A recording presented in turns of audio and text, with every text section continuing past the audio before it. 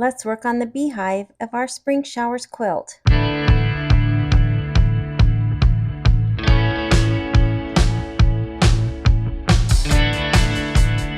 Let's work on the beehive on page 27. We have our background fabric and batting.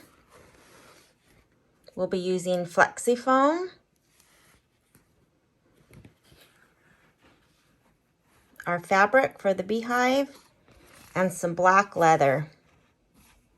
Let's get started. You'll notice I have the tree branch block still attached to the muslin. Hooping the muslin, which is my stabilizer, in this way helps save on material. You'll notice the entire strip of muslin hanging off the back as well.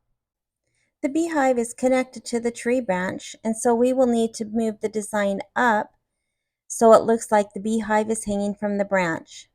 We can do this either in embroidery software or directly on our machine. I will be showing how to move the design in Embellishment software. However, if you'll be using your machine, you can check out the video of the tree branch. I show both Embellishment and doing it directly on the machine. When you open Embellishment, the last hoop size that you use will be displayed. I'm using a 5x7 and I have the correct hoop size when I open the software. But if you need to change your hoop size, go to the top toolbar, use the Preferences folder, choose your hoop size, select Apply and OK. Then click the compass in the top right, click H. This will bring your whole hoop into view on your screen. Now click the Merge Stitch File icon on the top right of the toolbar. I'll navigate to the quilting bundle, down to Weather 2, block by block, and I'll find the 4x6 vertical design. Double click and it will be centered in the hoop. Now we need to add the beehive. Click on Merge Stitch File in the top right of the toolbar. Navigate to the embroidery files, find the beehive, and double click to center in the hoop.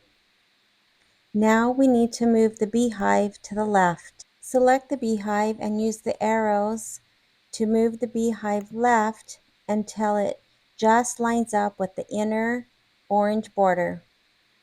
Click File, Save Stitch File As, name the block, and save into our Combined Files folder. We'll add this file to our USB so we can take it to our machine.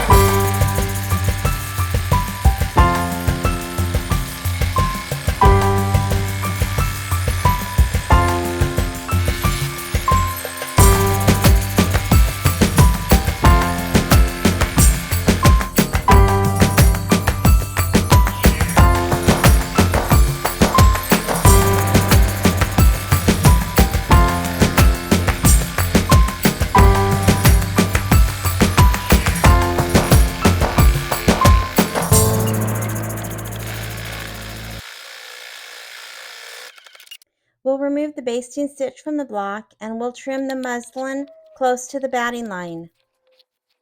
This will prevent the muslin from being in the seam when we sew the block together, and there will be less bulk.